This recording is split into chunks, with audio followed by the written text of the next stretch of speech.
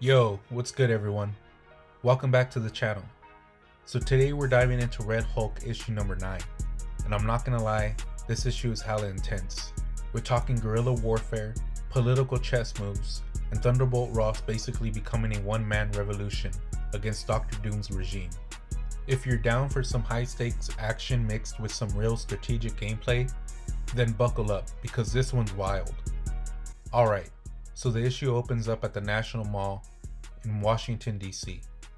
But here's the thing, we don't get an immediate follow-up to the insane cliffhanger from last issue, where Ross literally picked up the Washington Monument and named it at a Hulkbuster like a javelin. Instead, we find Ross just chilling on a park bench. And then this woman walks up to him. Now Ross being Ross, he's got that dry humor going on, and he's like, "I don't bite. Take a seat, Senator." And already you can feel the tension, right? Because this senator, she ain't playing games. She walks up and immediately calls him out, telling him he's got stones for reaching out to her. And Ross fires right back with, "You've got stones coming here now." The dialogue here is clutch because you can feel the weight of their history. These two go way back, and there's this mutual distrust but also this understanding that they need each other. She's asking him about the mess he made, and Ross is just kind of like, "Yeah, that tends to happen when Red Hulk shows up." So then Ross starts breaking down what actually happened the previous night. And this is where we get into the meat of it. He tells her straight up, "I did what I had to do. Captain Riker had a Hulkbuster. If I hadn't busted him right back, I'd be his lab rat again. Or dead. But more importantly, I defended the integrity of this country. I will not accept Doom's sovereignty. And I know you feel the same way, or you wouldn't be here." And when he says that, we flash back to the action, and it's absolutely insane. Ross takes that Washington Monument, this massive stone obelisk, and hurls it like a spear directly at the Hulkbuster aircraft. The impact is devastating, sending the whole thing crashing down. In the present, helicopters are swooping in to retrieve the wreckage while Ross and the senator keep talking like it's just another Tuesday. Now here's where it gets sketchy for Ross.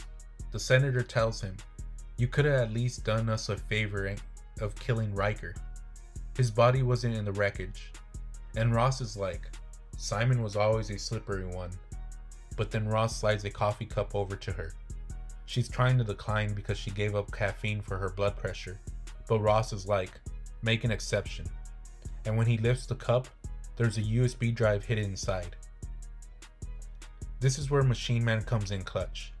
Ross explains that Machine Man downloaded all the data from Riker's Project Alpha servers, including video and audio from First Sergeant Tamika Bowden's smart glasses.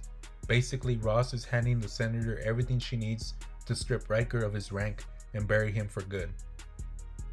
But the senator's gotta be real with him. The wheels of government turn slowly. She pulls out a folded newspaper with train tickets and passports hidden inside, telling Ross that clearing his name is gonna take time. She needs him to get results, but no more wrecking stuff outside of Latveria. And she wants Riker alive because she wants a trial, a public one, that will renounce Doom for the whole world to see. And Ross, being the patriot he is, just nods and says, "We want the same thing.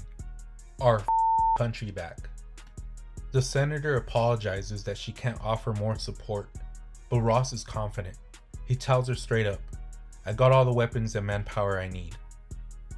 Now we flash back again to the night of the attack, and this is where things get weird. Riker activates his cybernetic eye, and then, poof, he's gone. Just vanishes from the Hulkbuster without a trace. Ross is low-key frustrated because he knows what happened. He growls. Riker couldn't have escaped, not without help. Doom must have given him some kind of magical ripcord, something to yank in case of emergency. And that right there tells you everything about how Doom operates. He's playing 4D chess while everyone else is playing checkers. He's got contingency plans for his contingency plans, and Riker's just a pawn in his game. So 3 days later, we find Ross and his crew in Hungary, and Ross is reflecting on what's ahead. He drops this gem. Red Hulk is the equivalent of a walking military battalion. It's hard not to charge into a fight. But this isn't just about Riker. It's about Doom. Taking down a dictator requires politics, not just muscle. In the short term, this is a smash and grab. In the long term, it's a toppling of a global empire and the re-establishment of American power. And you can tell Ross has grown, right? Because the old Ross would have just hulked out and smashed everything. But this Ross, he thinks strategically. He knows this is bigger than just one fight. Ross is on a train heading to Latveria with his team, Deathlock, Machine Man, and Wildstrike. And Deathlock, he's asking the real questions. He's like, help me understand this, boss. We're going back to Latveria, the place we almost died escaping. And Ross is just calmly like, yes. Deathlock's like, maybe I'm wrong, but a normal person doesn't sneak back into prison after barely sneaking their ass out in a laundry cart. Ross just smirks and hits him with, tell me, Deathlock, do we look like normal people?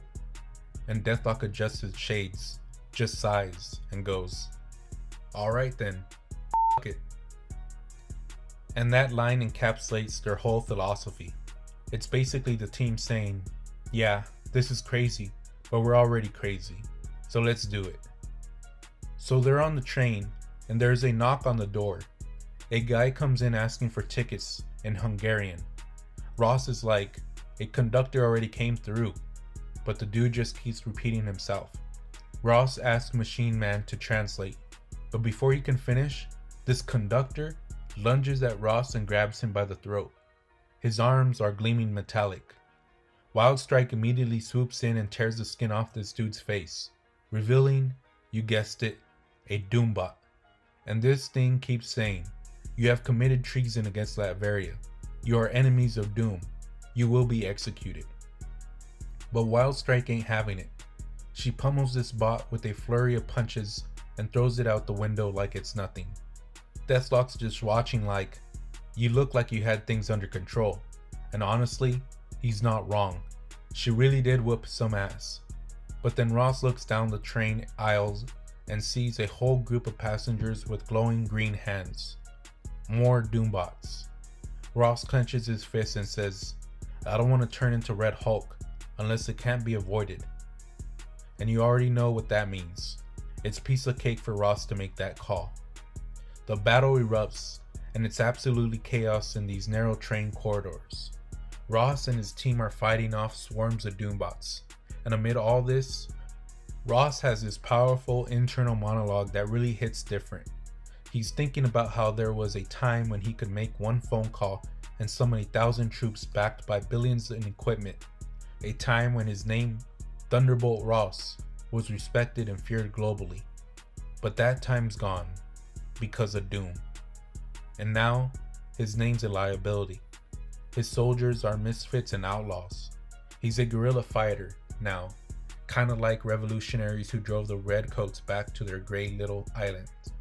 And yo, that's a low-key reference to the American Revolution, and it's perfect because Ross sees himself as fighting for freedom, just like the founding fathers did.